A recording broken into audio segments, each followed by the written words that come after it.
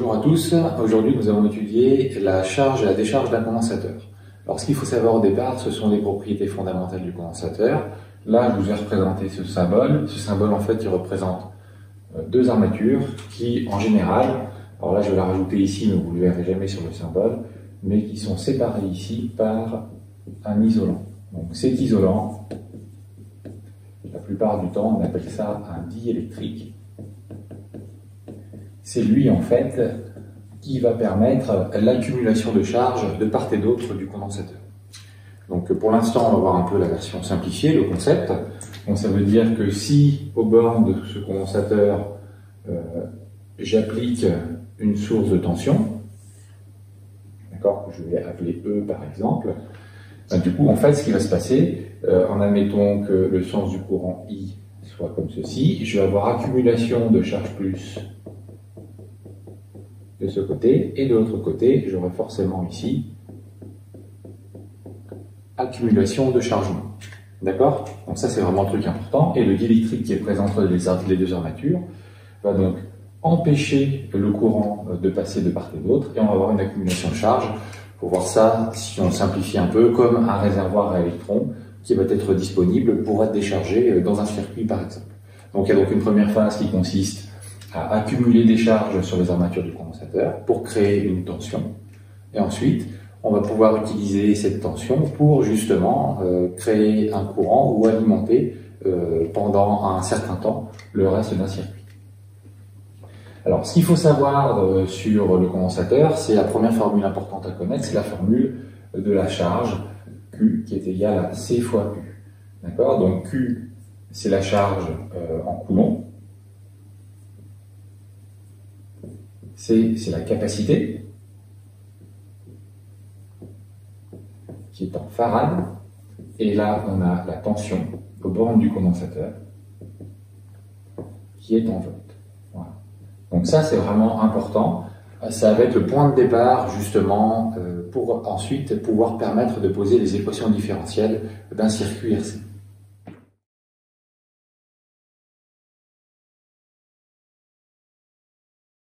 Si on reprend le principe de charge du condensateur, pour l'instant j'ai juste gardé le schéma conceptuel, vous voyez, je n'ai pas rajouté la résistance.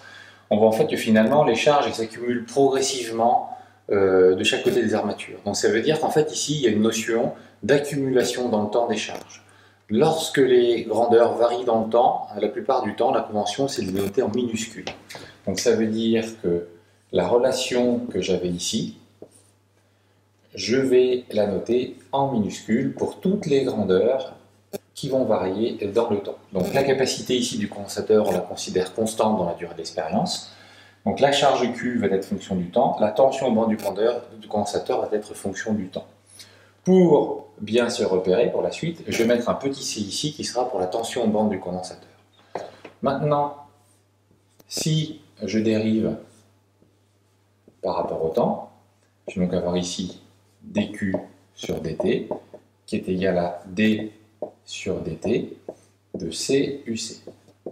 C'est de la dérivation de base, je peux sortir les constantes.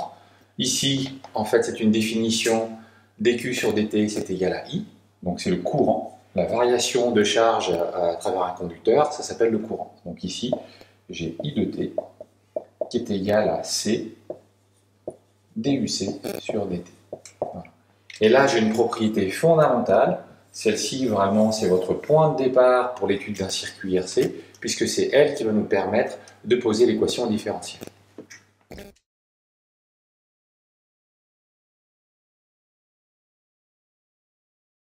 Nous nous positionnons maintenant dans le cas de la maille classique. Donc là, ici, en fait, j'ai une source de tension E, en série avec une résistance R et un condensateur C.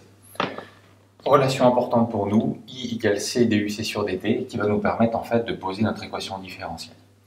Alors, la méthode ici est assez simple. Je vais déjà commencer par identifier les tensions qui sont dans la maille.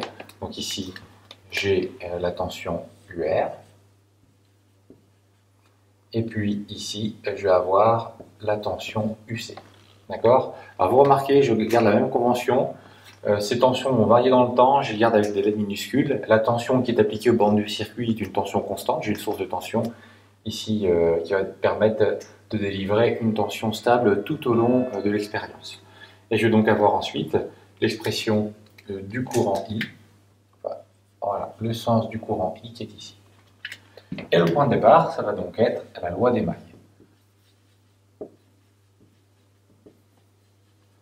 Que nous dit la loi des mailles? La loi des mailles nous dit que dans une maille, les tensions s'ajoutent. Donc ça veut dire que si je regarde ici, je vais avoir la tension aux bornes de la source de tension qui va être égale à UR plus UC. D'accord? Ça, c'est une première manière de faire. Une autre manière de faire ici, je vais noter les deux, c'est bien respecter la convention générateur-récepteur. Donc par exemple, admettons ici, je vais définir un sens positif comme ceci.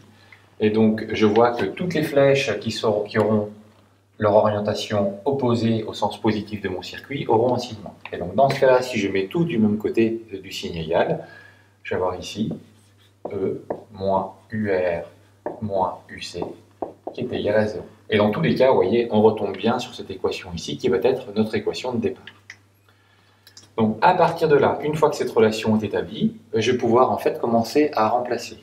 Donc UR, alors je veux une équation différentielle pour la tension aux bornes du condensateur. Donc ça veut dire en fait que le UC, je vais le garder. Ce que je vais vouloir pouvoir remplacer par un équivalent, c'est le UR. UR, c'est une résistance. Je connais la loi d'Ohm. Je vais donc pouvoir écrire ici que E, c'est égal à RI plus UC. Or, on l'a vu, c'est notre relation qui est ici, j'ai d'ailleurs même pas besoin de la réécrire. I, c'est égal à C DUC sur DT. Donc je vais avoir ici E qui est égal à RC DUC sur DT plus UC. Voilà. Donc là, j'ai fait une étape importante puisque finalement, ça y est, à peu de choses près, d'accord, j'ai ici établi l'équation différentielle pour le circuit RC.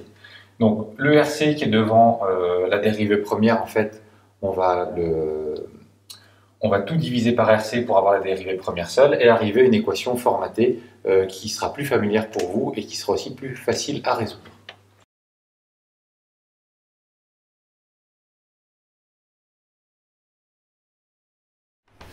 Alors, nous avons notre fameuse équation ici pour la charge du condensateur. On va la reformater un petit peu. Donc, on va tout diviser par RC. Je vais donc avoir UC sur RC qui est égal à E sur RC. Alors, vous n'êtes absolument pas obligé de le faire, d'accord? Si vous préférez, vous pouvez garder totalement l'expression du dessus, ça n'a aucune influence, d'accord? Voilà. Alors maintenant, il va falloir résoudre cette équation différentielle. Donc c'est une équation différentielle du premier ordre, d'accord? Donc je peux la mettre ici, la forme générale, c'est comme si j'avais quelque chose de la forme y' plus ay qui est égal à b. Alors le but ici, ce n'est pas de redémontrer ou de refaire les propriétés de résolution d'une équation différentielle du premier ordre ici, avec second membre constant, mais ça va être de l'utiliser, d'accord? Je fais quand même un petit rappel, c'est-à-dire qu'en fait ici, les solutions de cette équation différentielle, ça va être en fait ici y de t, ça va être ce que je vais appeler une solution homogène et ensuite une solution particulière. D'accord? Donc on a toujours en fait ces deux types de solutions. Alors dans notre cas, on va se retrouver du coup avec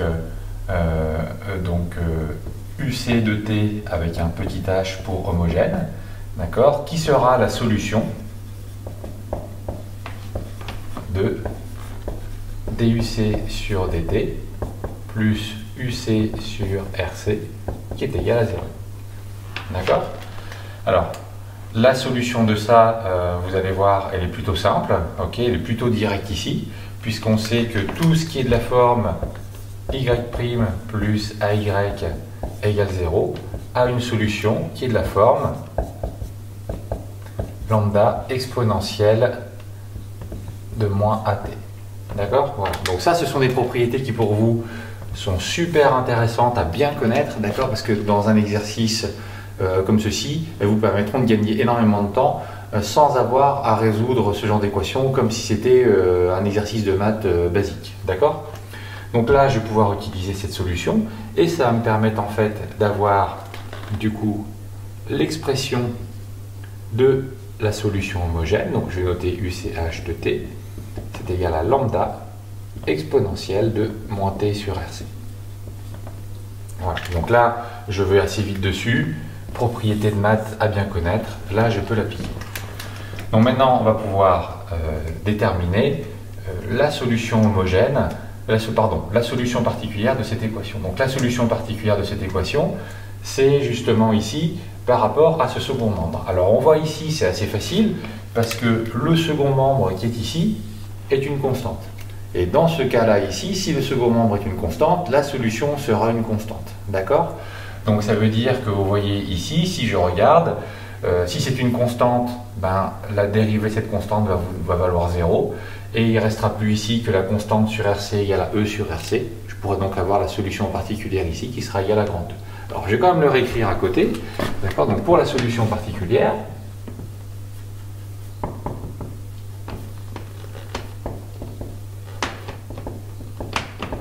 donc faisons l'hypothèse justement que c'est égal à une constante que je vais appeler un grand K.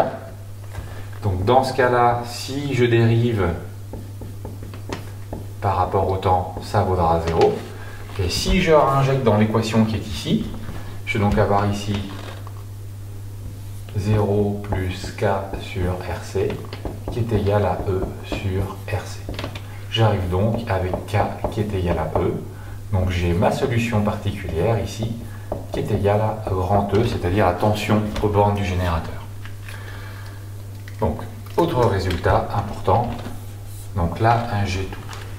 Je vais donc pouvoir ici conclure sur les solutions de l'équation différentielle. Alors, j'insiste sur le les ici, parce que vous voyez la constante lambda ici, on n'a pas encore déterminé. Donc pour l'instant, en fait, on a déterminé l'ensemble des solutions de cette équation différentielle. Et ensuite, avec les conditions initiales, on pourra trouver une solution. Donc ici, je vais avoir du coup UC de t qui est égal à lambda exponentielle de moins t sur RC plus grand E. Voilà. Donc là, on a déjà fait une belle étape, puisque là, vous savez ici le format général pour ici la charge d'un condensateur. Et ensuite, la valeur de lambda qui est ici va dépendre de nos conditions initiales, c'est-à-dire est-ce que le condensateur est chargé ou non. Voilà, donc si on résume, parce que là en fait finalement on est dans l'étape importante, donc quand j'ai ce genre de circuit, je commence déjà par positionner les tensions de mes récepteurs, ici la résistance et le condensateur. J'applique la loi des mailles qui me permet d'obtenir cette équation. J'identifie par rapport à mes connaissances en maths une équation différentielle du premier ordre avec second membre. D'accord? Je connais les formats de solutions. Je peux donc les appliquer pour avoir la solution homogène et la solution particulière et obtenir ici les solutions générales de la charge, de la charge du condensateur. Donc maintenant, on va se mettre dans le cas classique où cette fois-ci, lorsque l'on commence ou lorsque l'on ferme l'interrupteur, que je n'ai pas dessiné sur ce premier montage, le condensateur est déchargé, sa tension est égale à 0 et on va pouvoir déterminer l'expression de la tension borne du condensateur et donc l'expression de sa charge.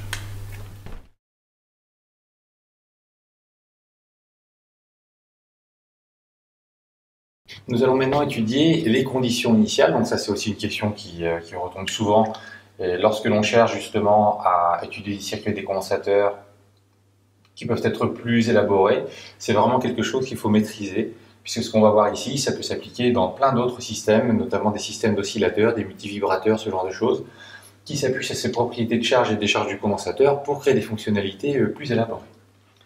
Alors, donc ici, j'ai mon équation différentielle qui est là, et il me faut une condition initiale. Donc la condition initiale qu'on va prendre ici, c'est à t égale 0, j'ai UC de 0 qui est égal à 0 volts. Donc, traduction de ça, ça veut dire en fait que j'ai un condensateur qui est déchargé. D'accord? Donc si vous voyez cette information condensateur déchargé, pour vous, ça revient à dire UC de 0 égale à 0.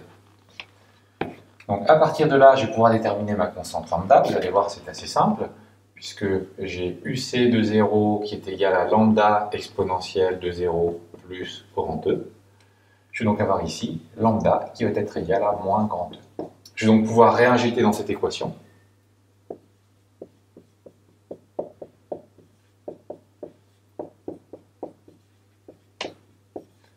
Et je vais arriver à une formule que je vous conseille de très bien connaître, qui est la formule de la charge d'un condensateur, avec pour condition initiale ici un condensateur qui est totalement déchargé.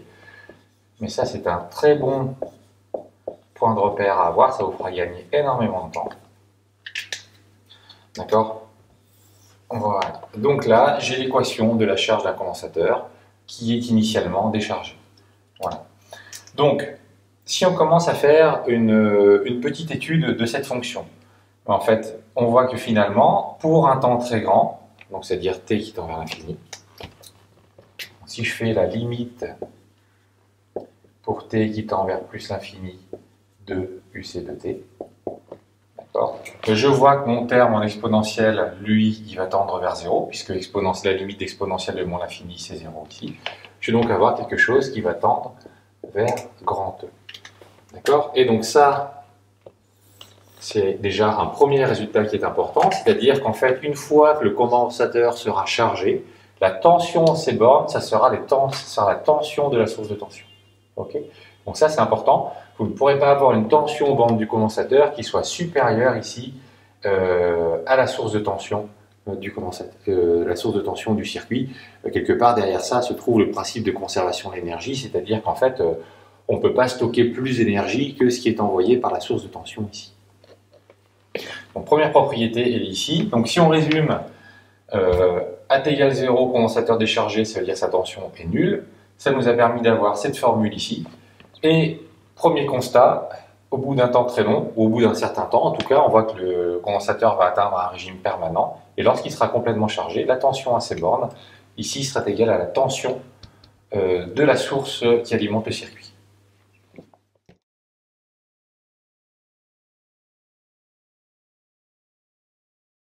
Alors, nous allons maintenant commencer à faire l'interprétation de cette fonction. On va faire une petite analyse de fonction assez simple. J'ai déjà mis graphiquement ce que l'on connaît comme information, c'est-à-dire qu'on va avoir un plafond qui va être la tension de la source de tension du circuit.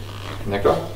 Alors, maintenant, si je commence à regarder en fait ce qui se passe au niveau de cette fonction ici, alors je vais calculer la dérivée, on va voir, ça va nous servir à un moment donné, parce que je ne vais pas simplement exprimer tracer la courbe de la tension dans du condensateur, je vais aussi tracer la courbe de l'évolution du courant dans le circuit. Et donc pour ça, je vais avoir besoin de la dérivée de la tension, puisque je vous rappelle en fait que I de t, c'est égal à C duc sur dt.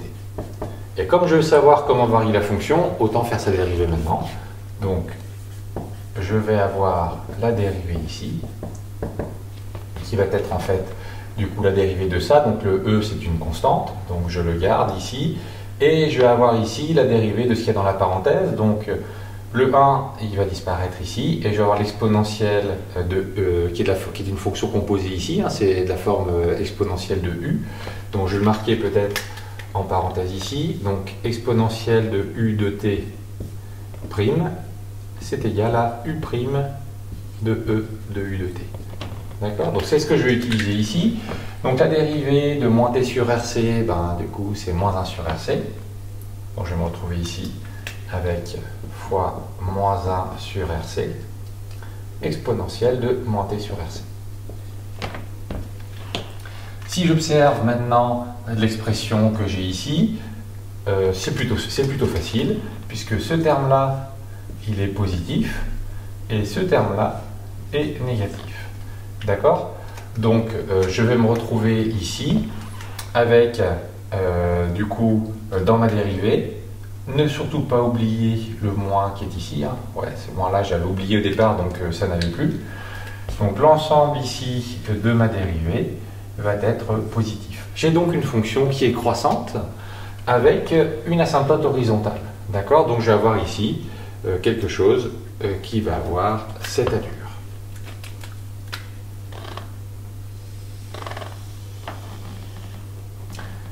Et voilà. Donc là, on a tracé la courbe de charge pour notre condensateur. D'accord? Pour la tension bande du condensateur. Alors maintenant, si je veux en fait tracer celle du courant, donc je vais la mettre juste en dessous ici. Donc là, en fait, je vais avoir le courant qui est là, en fonction du temps. Alors vous allez voir, ça c'est assez intéressant ici. Donc déjà, je commence par donner l'expression du courant. Donc I de t, ça va être égal ici à E sur R, exponentielle de moins t sur RC. Alors déjà, on vérifie. Ampères, E sur R, ce sont aussi des ampères. Exponentielle de moins t sur RC, c'est sans dimension. Donc l'expression que j'ai ici est bien homogène à du courant. Donc déjà, très bien. On voit aussi que ce qui est intéressant, c'est que finalement, là, il n'y a pas besoin de faire une dérivée. On voit que c'est une fonction qui est décroissante. Donc I de t est une fonction décroissante. La limite de I de t en plus infini, on le voit ici, ben, exponentielle de moins l'infini, ça va faire 0. Donc c'est ici 0 ampères. Donc I de 0, c'est égal à E sur R. Donc ça veut dire en fait que là, pour le courant, j'ai un courant qui est maximum au moment, au début de la charge du condensateur et qui va diminuer au fur et à mesure que le condensateur se charge pour atteindre un courant qui est nul. D'accord ? Et en fait, ça, physiquement, ça a du sens. Parce que souvenez-vous, le condensateur ne permet pas la circulation du courant au travers de ses armatures, donc les charges s'accumulent sur chacune des armatures. Donc ça veut dire qu'à un moment donné, plus on va avancer dans le temps, moins il y aura d'endroits sur les armatures où les charges pourront s'accumuler. Donc ça veut dire que plus on va aller dans le temps, plus le débit de courant et le débit de charge à l'intérieur du circuit va diminuer pour atteindre un courant nul lorsque les armatures seront complètement chargées et que la tension à ces bornes sera stabilisée. D'accord ? Donc là, vous avez vraiment les deux courbes caractéristiques pour la charge du condensateur avec l'évolution de la tension E, de la tension UC de T en fonction du temps et l'évolution du courant qui, elle, diminue en fonction du temps. Donc ça, c'est vraiment super important, j'insiste dessus. Vous voyez, souvent, cette courbe-là, elle n'est pas toujours étudiée, ou en tout cas, on passe un peu vite dessus. Donc là, le courant, lui, diminue au cours du temps. C'est normal, puisque ici, on peut dire que le débit de charge va diminuer, puisque le nombre de charges pouvant s'accumuler sur les armatures va être de moins en moins grand au cours du temps, puisque, pour simplifier, c'est comme s'il y avait de moins en moins de place sur les armatures pour accumuler des charges. Voilà. Donc du coup, au bout d'un moment, quand il n'y a plus de place, il n'y a plus de débit, donc le courant est nul. Voilà. On peut le voir de cette manière. Donc voilà, donc si on résume, ça c'est l'équation importante à connaître. D'accord ? On a vu ici comment est-ce qu'on pouvait du coup étudier l'évolution de la courbe de la tension bande du condensateur. On en a déduit aussi, grâce à cette relation ici, I égale C dUC sur dt, l'évolution du courant au cours du temps. Voilà. Donc là, on connaît tout sur la charge classique d'un condensateur avec pour condition initiale UC de 0 égale 0.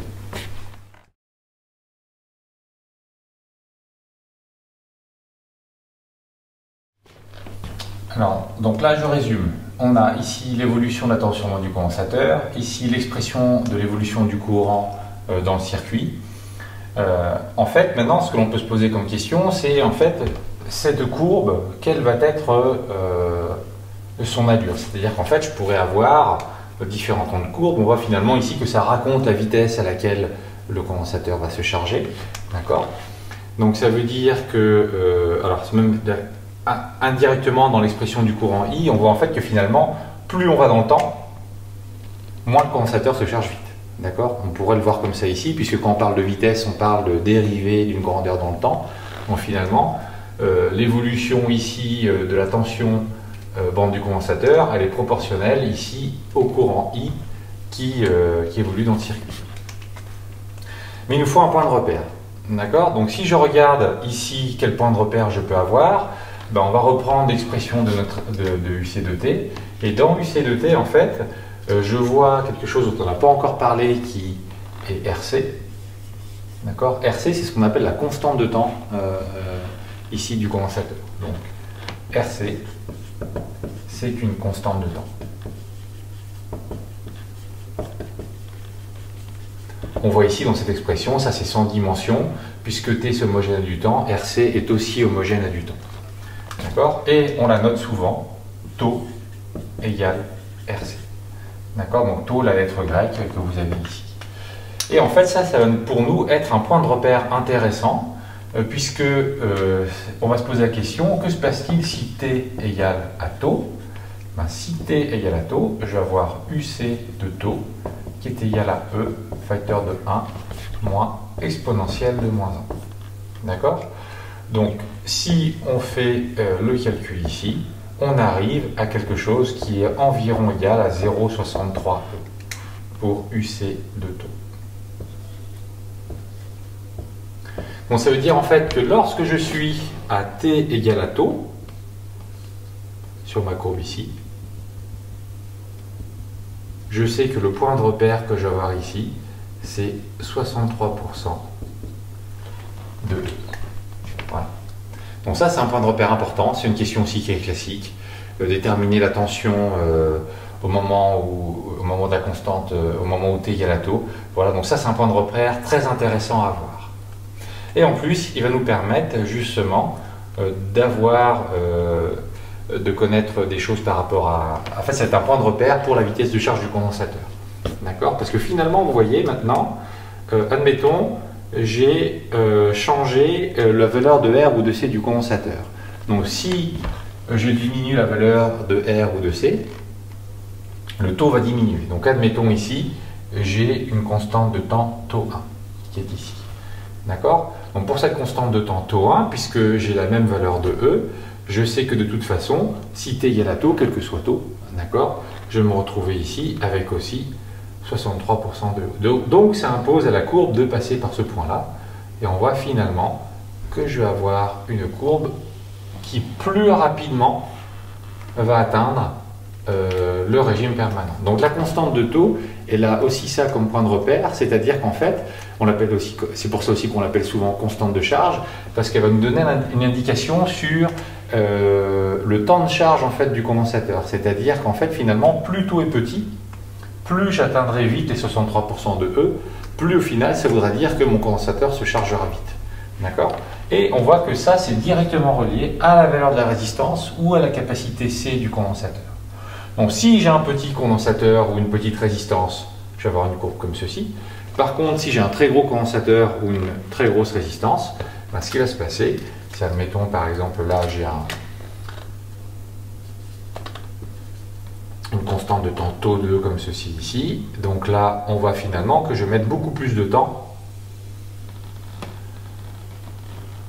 à atteindre du coup la valeur du régime permanent grand E. Donc cette constante de temps ici, taux, elle nous permet justement d'avoir une indication sur la vitesse à laquelle va charger le condensateur. Donc ça, c'est vraiment un élément hyper important. Et alors, je vais la rajouter ici sur le graphique. Donc là, en fait, on a soit R, je vais mettre E ou C qui augmente. D'accord? Donc dès qu'on augmente la capacité, la résistance ou les deux, on va avoir une constante de temps taux qui va augmenter. Donc un condensateur qui va mettre plus de temps à se charger. Voilà. Donc là, on a tout vu sur la charge du condensateur. Je vais juste faire un commentaire maintenant sur ce qui se passe si on a une condition initiale où le condensateur n'est pas déchargé complètement.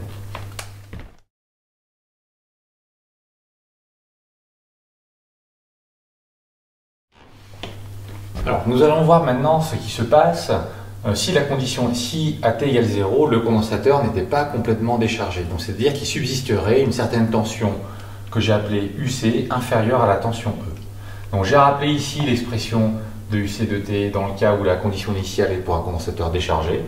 Maintenant, on va se mettre dans le cas où le condensateur n'est pas complètement déchargé et j'ai une tension grand UC. D'accord?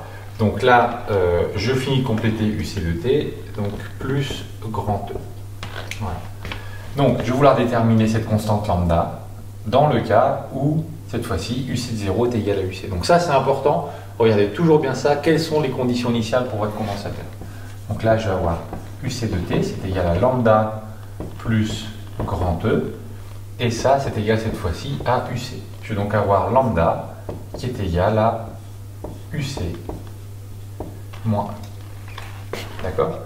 Et à partir de là, je vais pouvoir avoir mon expression de UC de t qui est égale à UC moins grand E exponentielle de moins t sur RC plus grand E. Je vais donc avoir UC de t qui est égal ici à UC exponentielle de moins t sur RC plus ici grand E facteur de 1 moins exponentielle de moins t sur RC. D'accord? Voilà. Donc là en fait, je vais retrouver une partie d'expression qui correspond en fait à un condensateur totalement déchargé, mais à laquelle je vais venir rajouter en fait ici une évolution avec UC.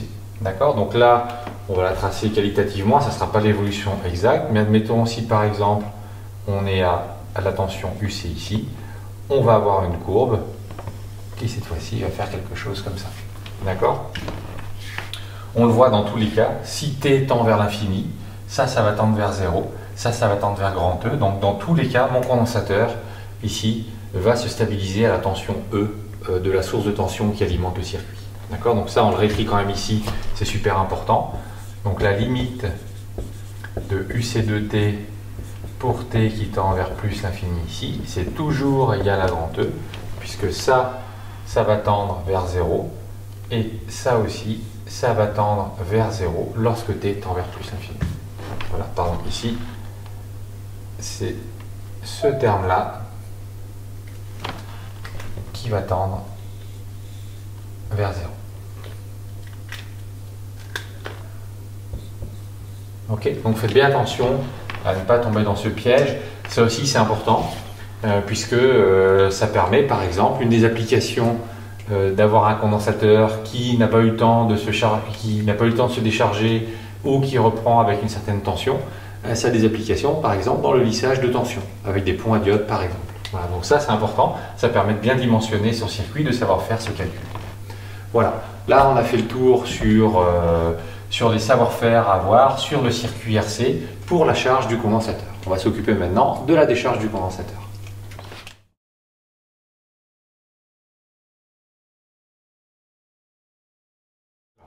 Nous allons maintenant nous positionner dans le cas de la décharge du condensateur. Donc dans le cas de la décharge du condensateur, finalement, il ne reste plus que mon condensateur chargé dans le circuit et la résistance UR. D'accord, la source de tension a été enlevée.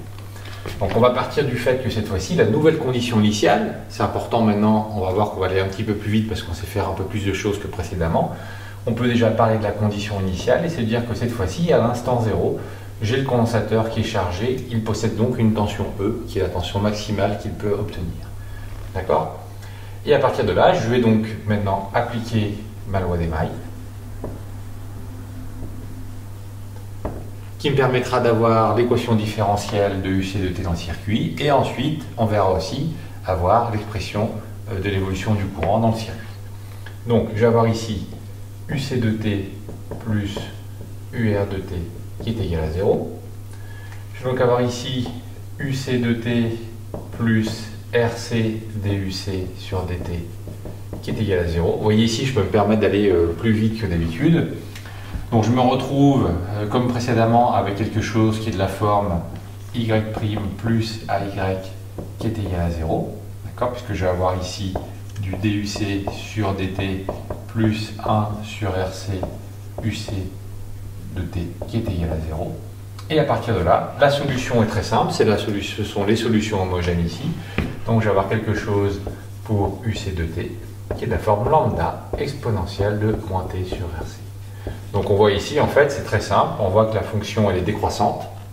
Pour t qui tend vers 0, on voit que la tension bornée du condensateur va être 0, c'est-à-dire que le condensateur va totalement se décharger. D'accord? Donc déjà, premier truc important, même sans connaître la constante lambda ici, j'ai la limite de UC de t pour t qui tend vers plus l'infini, qui est égal à 0. Donc ça veut dire que là, vraiment, je vais avoir la décharge du condensateur. On le voit bien, la fonction qui est ici, ça c'est une fonction qui est décroissante, avec une asymptote horizontale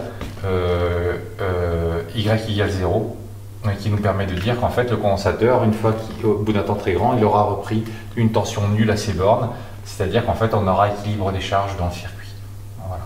Donc on va vouloir s'occuper de déterminer cette constante lambda. Et là encore, c'est très facile, d'accord? Donc, je vais me retrouver avec ici AT égale 0, UC de 0 qui est égal à grand E. Donc, je vais avoir lambda exponentielle de 0 qui est égal à grand E. Donc, je vais avoir lambda égal à grand E. J'ai donc ici l'expression de UC de T pour la décharge, c'est égal à E exponentielle de moins T sur RC. Voilà, donc ça c'est vraiment pareil, le truc très important à connaître. Donc maintenant que j'ai l'expression de UC de T, je vais pouvoir déterminer celle de IC de T.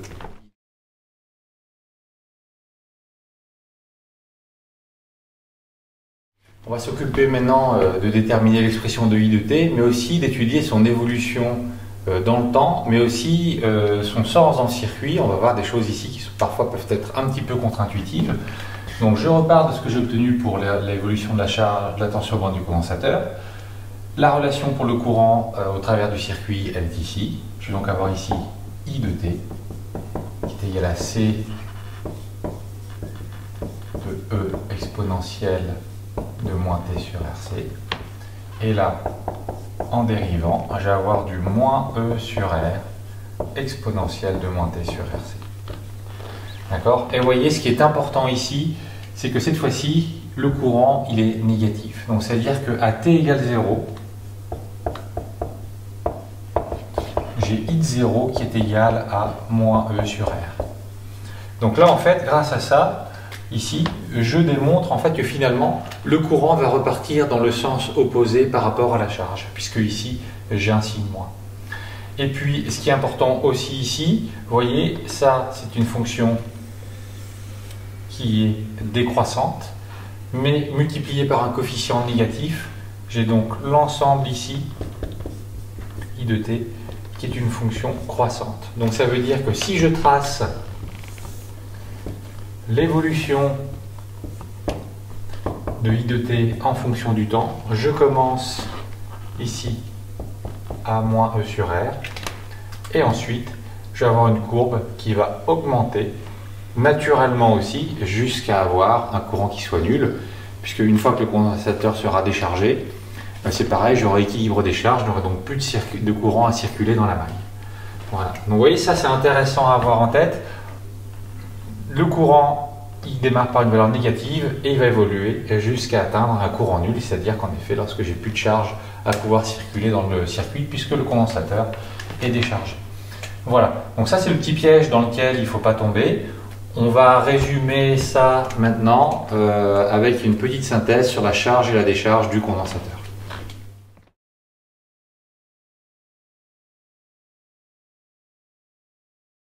Résumons maintenant tout ce que l'on connaît sur la charge et la décharge du condensateur. Alors ici je le fais graphiquement, donc je vais représenter ici l'évolution de la tension au bord du condensateur et en dessous l'évolution du courant dans la maille. Donc je vais me retrouver ici dans une phase de charge et la deuxième partie ici je serai dans une phase de décharge. Je prendrai ici un condensateur totalement déchargé pour l'exemple là. Donc, si on reprend ce que l'on a pour la tension au bord du condensateur, j'ai UC de T, c'est égal à E facteur de 1 moins exponentielle de moins T sur RC. D'accord?